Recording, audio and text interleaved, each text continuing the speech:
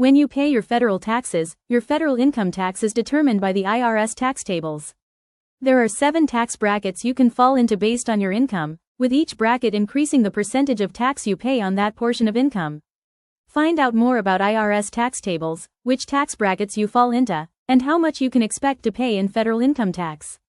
New tax law changes. The One Big Beautiful Bill that passed includes permanently extending tax cuts from the Tax Cuts and Jobs Act, including increasing the cap on the amount of state and local or sales tax and property tax, SALT, that you can deduct, makes cuts to energy credits passed under the Inflation Reduction Act, makes changes to taxes on tips and overtime for certain workers, reforms Medicaid, increases the debt ceiling, and reforms Pell Grants and student loans. Updates to this article are in process. Check our One Big Beautiful Bill article for more information. What are tax brackets and the current federal tax rates? Each year, the IRS releases tax brackets that match each of the 7 federal income tax rates: 10%, 12%, 22%, 24%, 32%, 35%, and 37% with a taxable income range.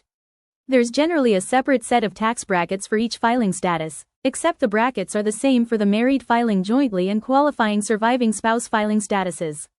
Once you know your filing status and total taxable income, you can use the tax brackets to see the federal income tax rate that will be applied to each dollar of your taxable income. The tax brackets are also used to determine your marginal tax rate, defined below.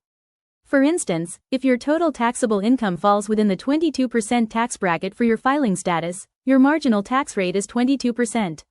But as I'll explain in a minute, that doesn't mean the tax you owe is equal to 22% of your overall taxable income.